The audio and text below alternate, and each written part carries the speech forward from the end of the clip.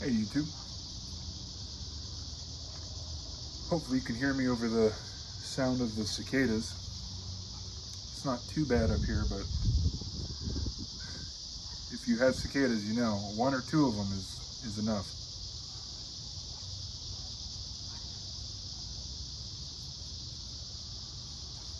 Just sitting on the back porch,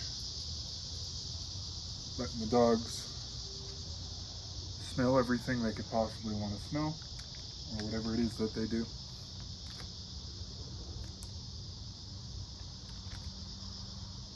Trying not to get eaten alive by mosquitoes. And when I say eaten alive, I mean literally. If I sat out here with shorts on for an hour, I would probably have 30 bites on my legs. Currently, just on my ankles, I have about 16 mosquito bites. So I put on jeans and long socks to try to mitigate that, but I'm sure I'm gonna get 5 or 6 bites just on my arms while I'm sitting out here. Got one of those anti-mosquito scented candles lit. Got a pipe lit. It's windy. I just get massacred. I'm one of those people that mosquitoes like the taste of, I guess.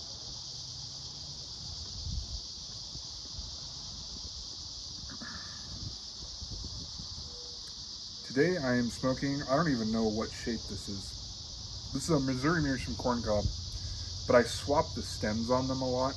I just, whatever I'm feeling that day. This is my favorite shaped stem, but I don't like the softer material. I like the more premium acrylic that they offer, and they're like $20 to $30 Missouri Meerschaums. So I was looking at a company, I think it's called Vermont Freehand or something like that, Virginia Freehand. They're about 16 to 20 bucks per stem, but they sell universal Missouri Meerschaum stems. And as a person who likes to swap stems, I'm thinking about getting a few of them. But anyway, I'm using the softer stem, which I don't like, but Missouri Meerschaum Cob. It's got the green dot on the bottom. I think this was an emerald, but I swapped the stem on it. And in it, I'm smoking Peterson Elizabethan mixture.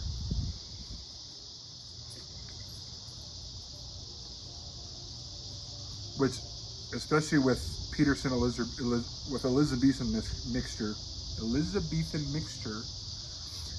mechanically speaking, it's typically a perfect smoke for me. It's not always my preference. I genuinely love it. It's definitely one of my favorites of all time, although it's a little bit mellow and I don't want to say uninteresting as if it's in a bad way, but it just doesn't have any zing or pizzazz to it. So I wouldn't put it in the top 10 per se, but if I'm being realistic, I do smoke it quite often just because it is so low effort, so low stress, so simple.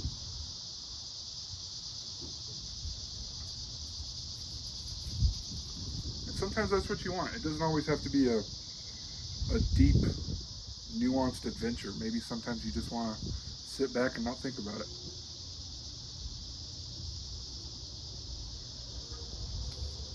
Not to call Elizabethan uninteresting. Hey, don't bark. Not to call it uninteresting, but it's a little bit more tame.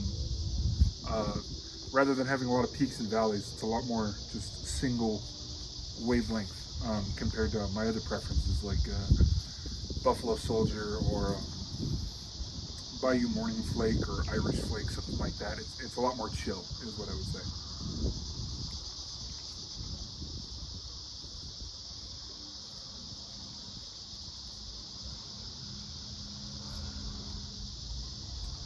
The backyard is an absolute mess. It's been crazy windy, crazy hot, and crazy rainy all at the same time. Which, if that sounds like a weird combo, desert mountain. That's why. So I've just submitted to the mess, and once the weather chills out, or calms down, I should say, in the next probably week or two, I'll just clean the whole thing. There's no point in trying to keep up with it. The wind just blows too strong. those lights that are on the ground right now, that they keep coming down. I'm not going to restaple them right now because they're just going to keep coming down. No big deal.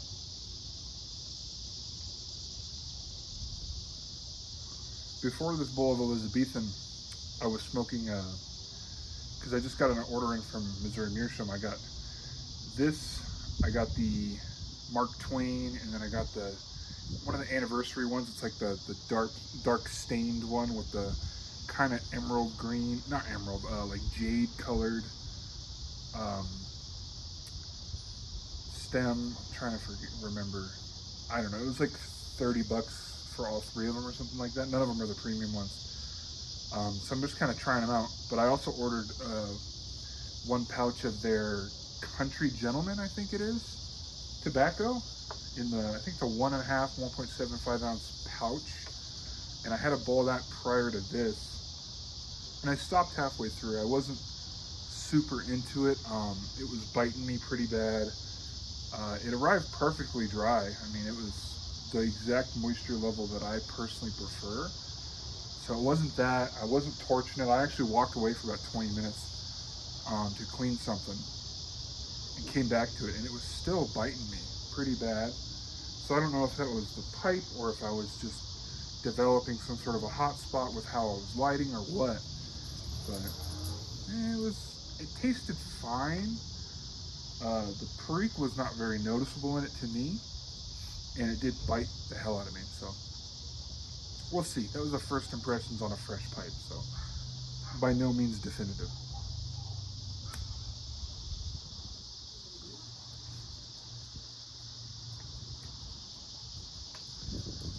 But I don't particularly watch a ton of tobacco reviews, or really even read them for that matter. I don't want to say I'm not interested in the opinions of others, but I want to try what I want to try, and I don't want to try what I don't want to try. It's about it. It doesn't really matter on reputation if I want to try something or not. It's if somebody that I know or somebody that I personally connect with recommends something, then I'll try it. Past that, I don't know. Like, I've never tried Lane 1Q. I've never tried most of the Sutliffs. I've never tried any Davidoff that I'm aware of. Not to say I'm too cool or turning my nose up at them. Whenever I'm ordering tobaccos, I just go in this little zone of like, all right, what do I want to try? And I just kind of look around and I find things that interest me, and it doesn't even cross my mind to check reviews or suggestions or videos or anything. So it's just kind of how I am.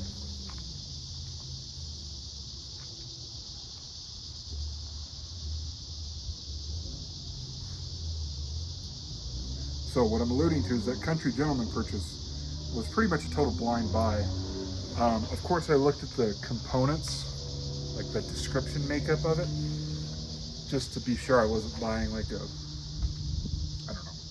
straight Cavendish or something crazy like that. I believe it's a Virginia Perique with burley. I'm not sure. I'll have to, like I said, I'm not very technical with tobaccos. I just like what I like, and I don't what I don't.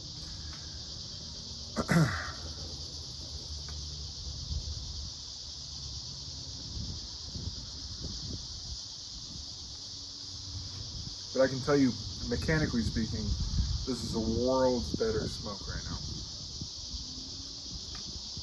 They taste a little bit, they're in the same ballpark. I would imagine they're both a similar ratio blended vapor, but the smoking experience is ridiculous. This Elizabethan also has probably 3 years of age on it, so that's not really fair. But it's funny, most of my tobaccos have about at least, sorry, I just got a mosquito bite on my lower back, at least 3 years of age on them. For no particular reason than I really slowed down smoking about 3 years ago. I just kind of didn't do it all that often, and then I came back maybe 6-8 months ago pretty regularly, so now I've just got kind of a stockpile of pretty well-aged tobaccos. It takes me a while to go through a tin. I see most people have like a rotation on what pipe they use, a rotation on what tobacco they use. They have tobaccos that they smoke for the different seasons, things like that. I'm pretty sporadic, and I always have been. If I'll walk up to the pipe rack and I'll look and I'll be like, I want to smoke that one, and then I'll open the cabinet with all the tobaccos in it and be like, I want to smoke that one, and I just put them together. I do have a couple pipes. God dang. Oh, right on the spine. I do have a couple pipes that are dedicated for certain things, just because personally I do believe in ghosting. I've definitely experienced ghosting before. I remember I tried Devil's Holiday, which is a cherry blend in a pipe, cherry aromatic, and I could not smoke anything else out of that pipe. It was a first time try. I didn't like it. I'm not a big aromatic person. If you are, more power to you. I didn't like it, and I could taste that cherry for years. But as somebody who literally never smokes aromatics, ever, a straight cherry ghosted into something that you're smoking a straight Virginia in, that's very noticeable. Very noticeable. So that convinced me to try to have some method to the madness of what I smoke. So kind of what I do now is I have some pipes that I dedicate to like heavy latakia, whatever you want to call it, Englishes, like anything that I personally consider to be dark and smoky. I've got a handful of pipes that I'll only smoke those in, just so I can enjoy my Virginias and my Periques and my Orientals and my things like that, without being too subdued, because I think latakia for sure ghosts, but it's not overpowering. It adds latakia to things, in my opinion at least.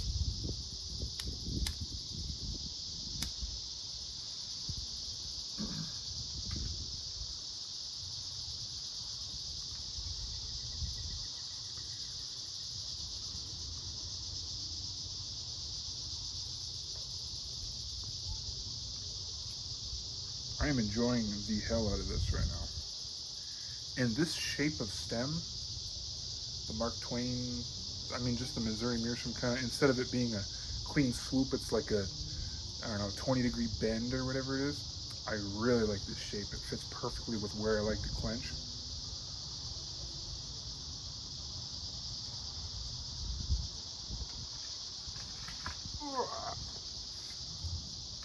Look what we have here.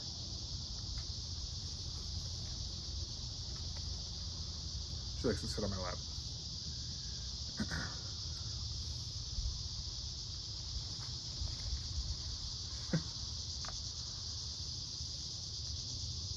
But yeah, those I don't want to say custom, but aftermarket stems that I'm ordering, I'm probably going to be asking if they can do this instead of a clean curve. I really like this.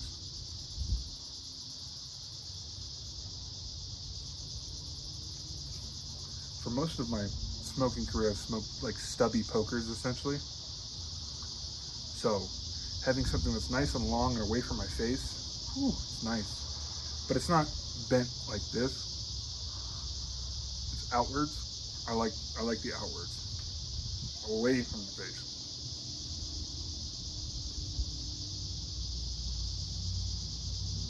I've had a few times where I was smoking a bent pipe that goes down, like more of a downwards bend, and my mustache would tickle the bowl, and I would smell burnt hair. So I like it if it's farther away.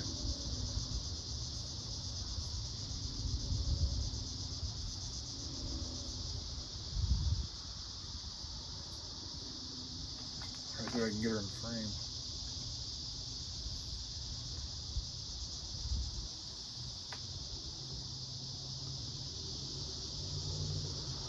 I would try to get the other one, but he's a different can of worms. Let me see what I can try. Ben, come here. Come here. Hey, come here. Come here. Can I pick you up? Yeah, come here. Hey, come here. Now he's trying to fight me. Come here. Come here. This guy will play anytime, anywhere. At a a moment's notice. Come here. Come over here. Oh. Hey. We'll just do this because he's impossible. Can you see him? Hey, come here. Hi. Hi, you big emotional boy. Oh. There he is. Oh my goodness. It's always the larger dog that's the emotional wreck. Come here. Come here. Now he doesn't trust me. He said, you tried to pick me up. Here we go. Ah, there he is.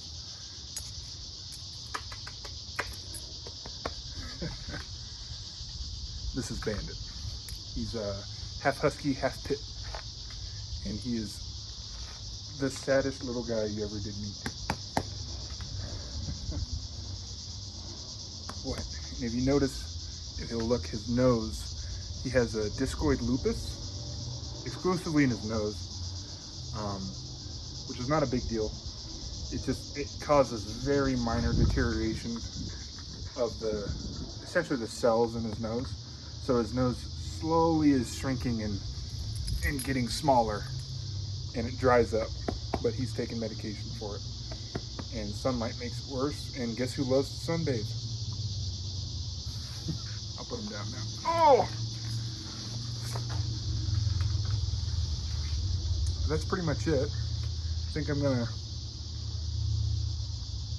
finish up this bowl and make some dinner and continue to clean. Thanks for watching, everybody. Appreciate it, and have a good one.